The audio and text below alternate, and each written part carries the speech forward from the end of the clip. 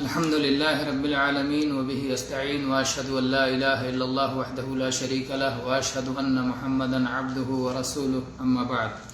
عن سهل بن سعد الساعدي رضي الله عنه أن رسول الله صلى الله عليه وسلم قال: لا يزال الناس بخير ما عجلوا الفطر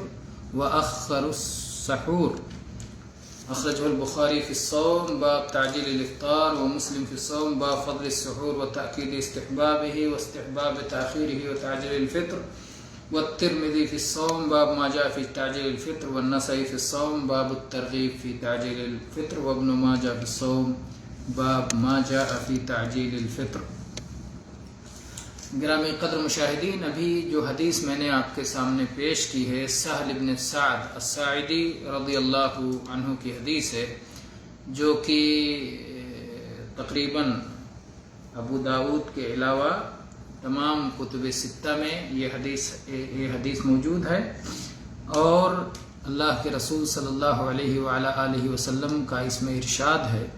کہ لوگ برابر خیر و عافیت میں رہیں گے، بھلائی میں رہیں گے، جب تک افطار میں جلدی کریں گے اور سحری میں تاخیر کریں گے۔ افطار جیسے افطار کا وقت ہوا افطار کر لیں گے، یہ نہیں کہ ہو گیا وقت تو دیکھا جائے گا کر لیں گے،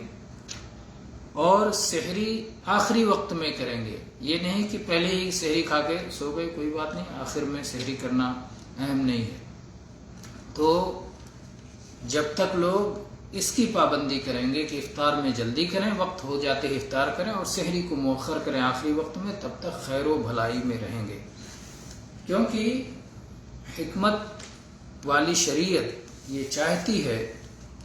کہ عبادت اور اس کا وقت ممتاز رہے۔ عبادت کا یہ وقت ہے، یہاں سے عبادت کے وقت کا آغاز ہے، اور کون بڑھ چڑھ کر کے اس میں سبقت کر رہا ہے، پہل کر رہا ہے، اور کون سستی اور کاہلی کر رہا ہے اور تاخیر کر رہا ہے، کون پورے نظام کو صحیح طور پہ اپنا رہا ہے، اطاعت اور فرما برداری کر رہا ہے، اور کون ایسا نہیں کر رہا ہے، کون حکم کی تعمیل کر رہا ہے، کون حد بندی پر ٹھہر جا رہا ہے۔ اس لیے جب غروب آفتاب کو افطاری کا وقت مقرر کیا گیا اور یہ کہا گیا کہ افطاری کا وقت ہوتے ہی اول وقت پر افطاری کر لی جائے، تو اب جو لوگ اس حکم پر عمل کرتے ہیں اسی طرح جس طرح شریعت کی تعلیم ہے، تو وہ خیر و عافیت میں رہیں گے، کیونکہ وہ سنت کی پابندی کر رہے ہیں، اور جب تک سنت کی حفاظت کی جاتی رہے گی، سنت کی پابندی کی جاتی رہے گی، تب تک اللہ تعالیٰ کی طرف سے اس کے بندوں کو خیر حاصل ہوتا رہے گا۔ لیکن اگر وہ افطاری میں تاخیر کرتے ہیں تو اس کا مطلب یہ ہے کہ وہ سنت کو چھوڑ رہے ہیں، اور اس وجہ سے خیر ان سے زائل ہو جائے گا، خیر ان سے ختم ہو جائے گا، کیونکہ سنت کی پابندی ہی میں ان کا دینی نفع ہے، اور وہ ہے اتباع سنت، اور سنت کی پابندی ہی میں ان کا دنیاوی بھی نفع ہے، کیونکہ جو آدمی جلدی افطار کر لے گا اور دیر سے سحری کھائے گا آخری وقت میں، تو بھوکا رہنے کا وقت اس کے پاس کم ہوگا، اس لیے اس کا جسم اس بھوک پیاس سے کم متاثر ہوگا۔ لیکن جو شخص دیر سے افطاری کرے گا اور سحری جلدی کر لے گا تو اس کے بھوک پیاس کی مدت طویل ہوگی، اس لیے اس کا جسم بھی اس بھوک پیاس سے زیادہ متاثر ہوگا۔ اس حدیث سے جو باتیں معلوم ہوتی وہ یہ ہے کہ افطاری میں جلدی کرنا مستحب ہے، جیسے ہی دن ڈوب جائے یا کسی نے کوئی معتبر شخص دن ڈوبنے کی اطلاع دے، فوری طور پر افطاری کر لینا مستحب ہے۔ دوسری بات یہ معلوم ہوئی کہ افطاری میں جلدی کرنا یہ خیر باقی رہنے کی علامت ہے، اور جو لوگ افطاری میں تاخیر کرتے ہیں ان سے خیر چھن جانے کی علامت ہے۔